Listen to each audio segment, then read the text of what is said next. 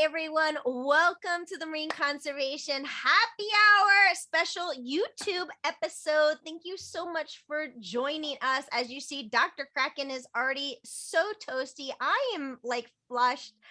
Okay, Dr. Kraken, you don't even have anything anymore. You don't even have anything anymore. That's the end of my champagne. Yeah, and as you see, like he's stumbling around trying to find more drinks.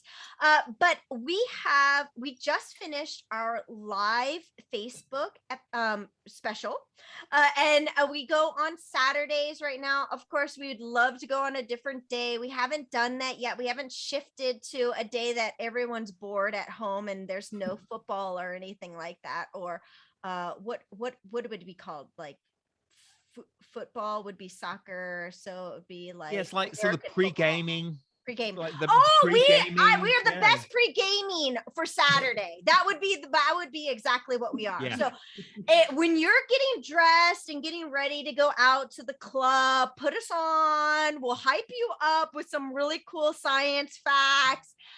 Have your cocktail with us. That's the crew you want to have to pregame. But we had our special guest, Jordan Lerma, here. And Jordan is a fan of ours and also said, hey, let's do another episode. And Dr. Kraken and I was like, absolutely. It's going to be a rant. We're definitely there with you. And so this episode will be about something that Dr. Kraken and I have been constantly ranting about for years. Published about, in fact. We even publish. Yeah, this is absolutely true. Dr. Kraken, what is our publication? It's in a Journal of Environmental Studies and Sciences, and it's about toxic internships in the environmental sciences. Man, and you can get the rawness in the Marine Conservation Happy Hour. I mean, we usually talk about the topics that no one wants to talk about. That's okay. We'll do it for you because we're here on your team. And so Jordan actually is a fan and listened to some of our ridiculous rants about unpaid interns. And Jordan is on our side about it. And Jordan would like to say a few things about it. First, Jordan, thank you so much for being on the show. We appreciate it. Thank you for being a fan of ours. Oh, thanks for having me back. And thanks for talking about these difficult to talk about topics. It's difficult. A lot of people are scared to lose their jobs. People or their funding everything. Their workforce. Jordan, you have no idea how many times we've had people come on as a guest, have wanted to rant with us, have ranted with us, contact us a week later and say, please don't publish it. I'm too scared to do it. I don't want to lose my job. I actually have something like that at the moment where we did this amazing interview about diversity and inclusion, and they went, I'm really scared because then I might lose my job and people might feel badly about me. This is horrible. Inclusion. This means that we're in a toxic situation if we can't speak our mind, right, Jordan? But before with all that being said, I will preface with saying these are my opinions, not the opinions of my employer. No, and that's what the Marine Conservation and Happy Hour is, right? We're all in a pub. Yes, I'm not on the clock. We have no associations. You know, I mean, we're putting the world to rights. Yeah. We have our own rights to be able to say whatever we want to as an individual. Absolutely. It's constitutional. Exactly. And so I'm just going to mention that I am finishing off my Jason Momoas, my bottomless Momoas, because that's the only way to have him. And then Dr. Kraken, what are you drinking today? I'm drinking my Viking champagne cocktail again. I ran out of champagne, so it's actually mostly mead now. Nice. So yeah, this is really strong. I have to say, this is super strong. Just FYI, Jordan is one of our last guests, so that means that he was able to hang with us because we've been recording since 11 a.m. and it's 3 p.m. And I didn't get to bed until like 5:30 in the morning because Lucifer. You're a naughty boy. Had to be binge watched. Last season, Lucifer, awesome. Naughty boy. I know. And well, but I have to gorgeous, say thank you to Lorelei Carrero. He's gorgeous. I mean, and it doesn't matter what gender you are. That's a beautiful man. We have another whole podcast about Tom Ellis because of something that's happening in terms of TV shows and movies. So we should come back to that someday at a later date. But anyway, this meet, I just want to give a shout out to Lorelei Carrera, a manatee specialist and world expert in Stellar sea cows, who gave me this lovely, lovely bottle of mead. And oh my God, it's so strong. So strong. I love it. So strong. It is so strong. What are you drinking? And again, thank you so much for being on the show. I finished off my Three Creeks Crown Pleaser IPA. That's it? And you're just sitting just there. One. Well, the problem is that the fridge is downstairs. Oh, but it's okay. That's a rough first world. Don't you have interns? Don't you have interns to bring your beer up for you? They were That's a segue. Small little interns that could run around, and they were playing with your robot that you created. By the way, I mean, we're talking about a tech savvy individual. Dr. Kraken and I are not as tech savvy. Right. Jordan actually inspired me to get more tech savvy because I was like, awesome. I felt pretty bad when I met him, and then he was like, this is what I have, this is what I have, and I was like, oh God, okay, that's it. Jordan is my inspiration. I'm gonna start getting better at this, and as you see, I'm clear, and you can see my pores now. Smash and I are like the creative ones, whereas our family are like the ones who actually do the technical stuff, like get our computers to work for us and things like that. Yeah. All right, Jordan. Anyway. Jordan, let's rant. Okay, so some of the things that you might have heard of said in the past on episodes, maybe we could kind of recap that. There you go. That kind of like that fired you up and said, I feel like I need to say something. Yeah. I mean, I have a lot of feelings about this topic, and I've posted on social media. I mean, I have a relatively large following on social media where I've openly discuss these things. You know, I'm an interesting case in this field because I got in. I was started as an unpaid intern. I started as an unpaid volunteer. So say we all. To think that I probably wouldn't have got that opportunity if they were, if they're paying someone for that position, there was 0% chance that I would have gotten an opportunity to go on the boat because I knew absolutely nothing.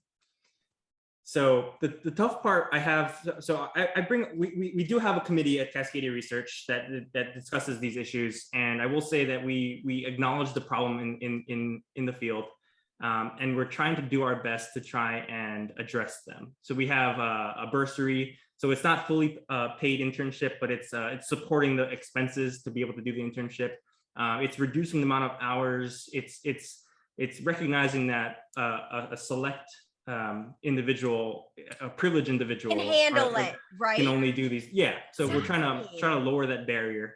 Acknowledging there is a barrier and lowering that barrier. I think that's a key thing, lowering the barrier and making it equitable. So it doesn't matter where you're coming from. I mean, like what Stephanie and Jens and Packwell are doing with virtual internship. Like, this is the Pacific Well Foundation, by the way. I'm an advocate for a lot of the research we do doesn't need to be done in the office here. And realizing that a lot of the folks at Cascadia and a lot of folks at these organizations aren't tech savvy like me. So my brain works a little bit differently than their brains. We have close to 1 million, we have over 1 million photos in our catalogs. So moving that to a cloud storage is kind of infeasible, but how do we create processes where we can give students, give people who want a career change, folks who are interested in getting to the field, the necessary training to do the work that paid folks are doing at Cascadia, and reducing the cost for all of that. And people working at home, doing internships from home, having flexible hours, doing these types of things will enable more folks to get into the field. Where I'm not saying that everyone that's doing these things should be paid.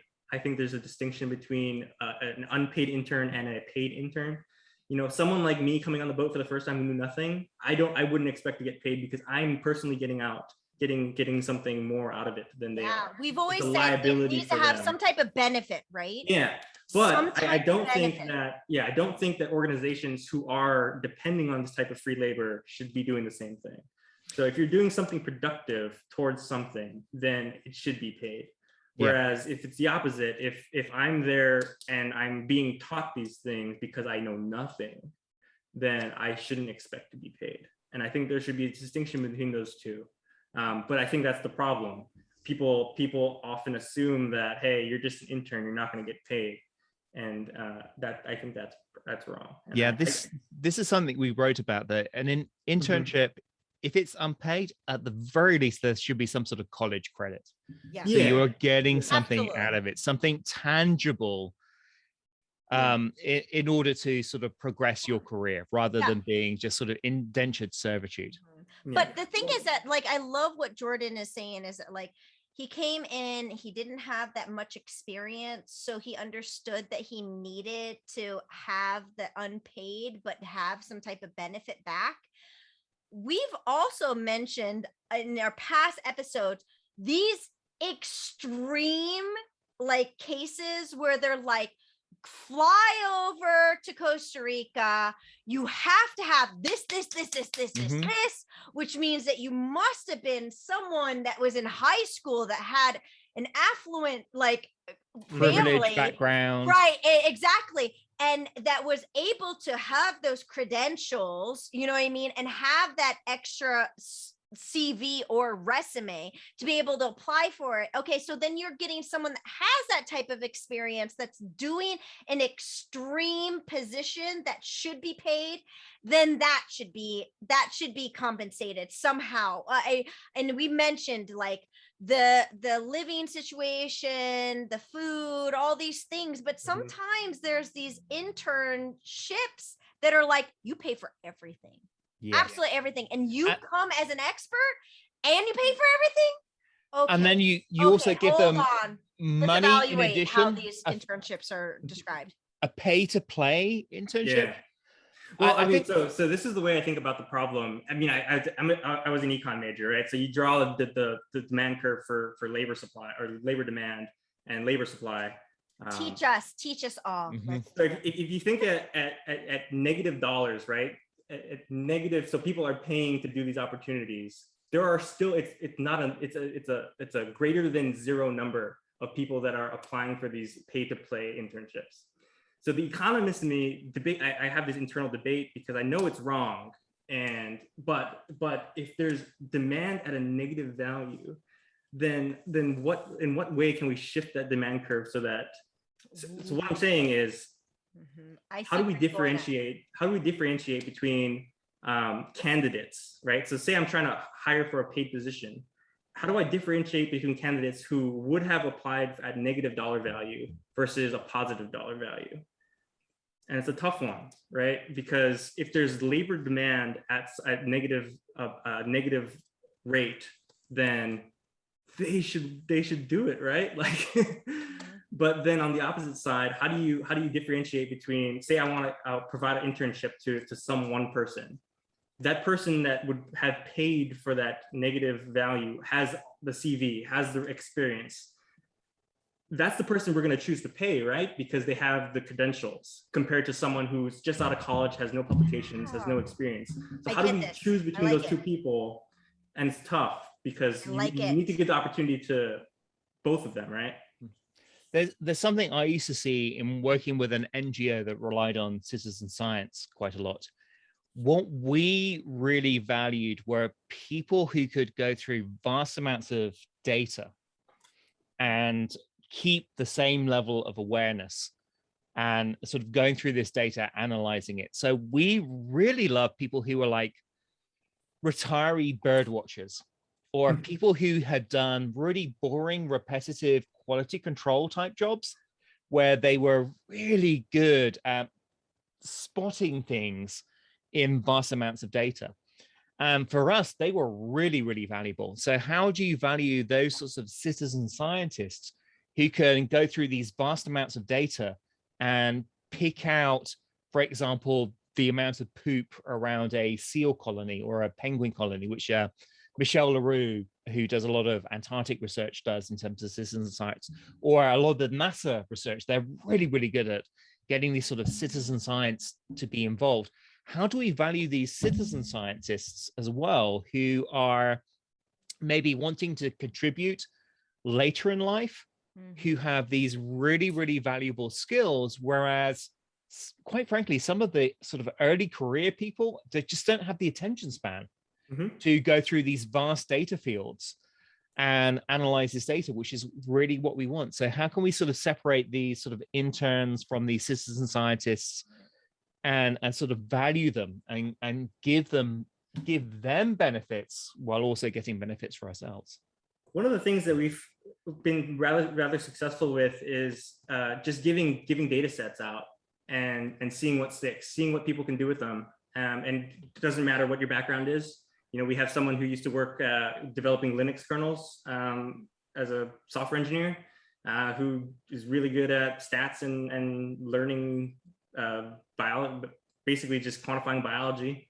And I think I personally believe that's the way to go. It's freely available data, and the people that are willing to learn and study and answer, you know, people have questions that they're curious about, and if we can provide data to help them answer those questions, they'll kind of rise above and filter out all those other folks who are just kind of there to get experience. Yeah.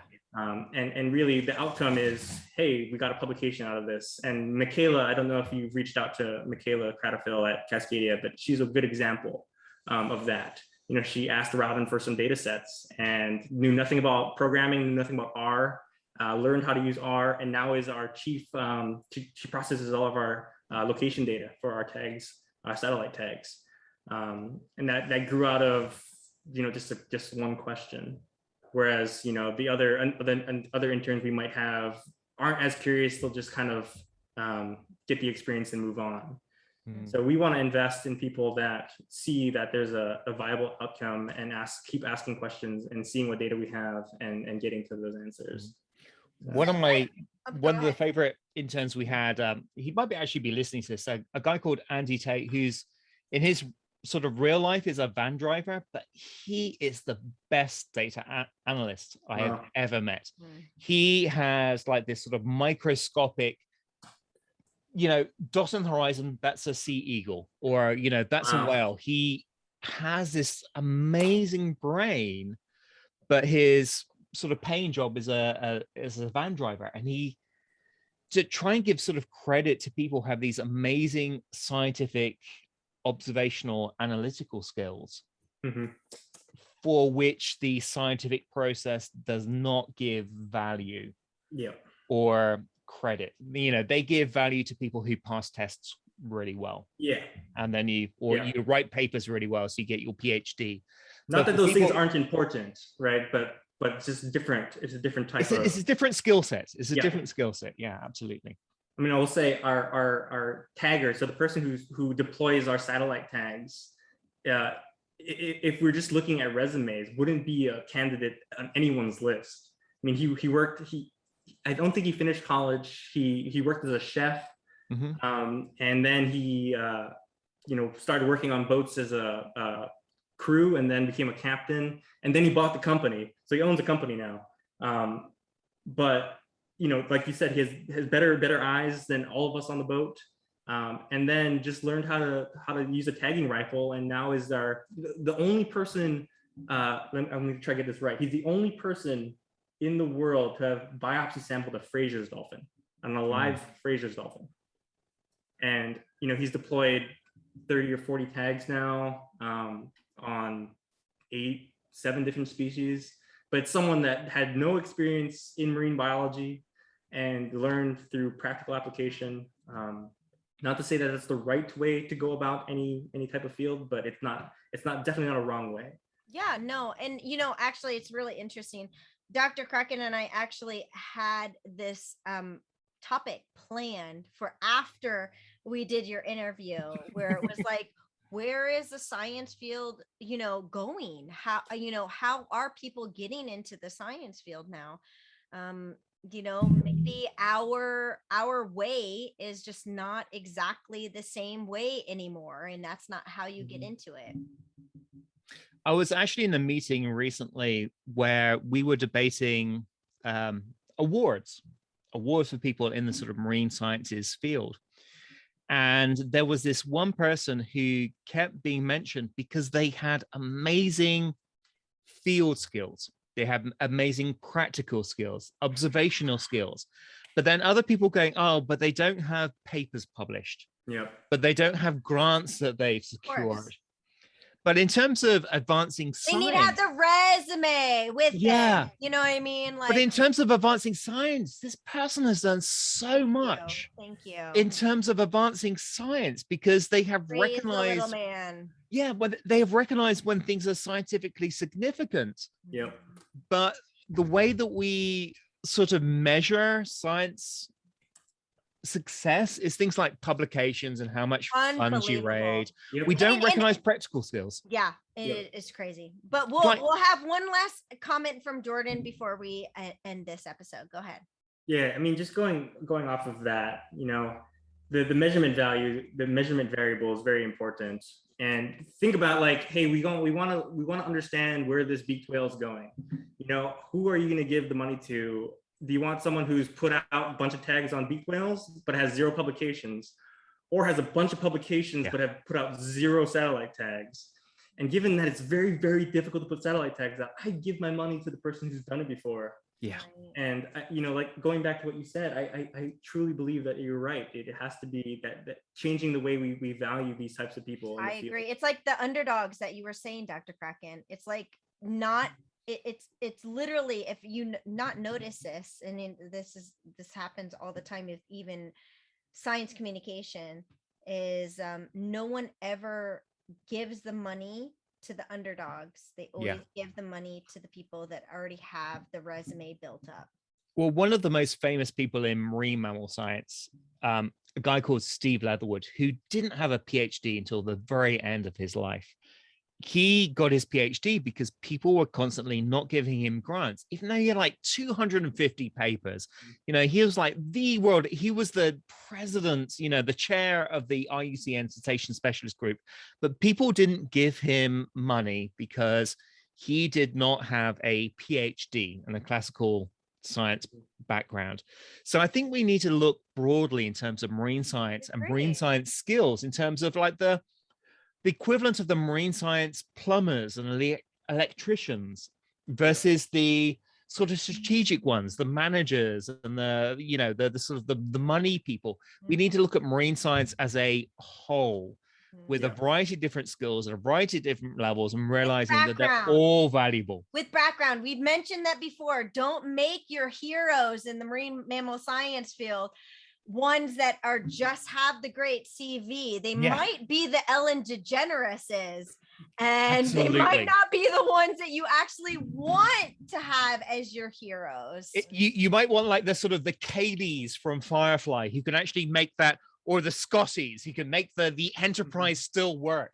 You know, the dilithium crystals are gonna blow, Captain, but they can still make the project work and value them as equally as the Captain Kirk, who quite frankly sort of flying by the seat of the pants and breaking lots of rules and regulations. So you know, we need to look at the marine science field holistically and value all of these skills equally. Absolutely. Well, last point, we were offshore, 19 miles offshore, when our engines died. And think about who do you want on the boat? Do you want another marine biology major, or do you want someone who knows how to fix engines? Like, I'm really glad Colin's our tagger and our boat driver and our repairman and mechanic. He's this jack of all trades. It's like, I'm so glad Colin is on the boat. Yeah, you need a Colin. You need, I have a Colin myself. I have a Colin myself. He is awesome. He's super cool. He fixes everything. Yeah, you need a Colin. Well, this has been wonderful. I value this type of discussion, and we really appreciate, especially our fan coming on and having this discussion with us. And we want to encourage more of our conservationists and fans that are listening to our comments and saying, I want to contribute to this, because Jordan, you mentioned a lot of points that we never even thought about, because you come from a different background, and that's incredible. And now we can build off of that. Diversity. Yes. That's what I'm saying. Diversity.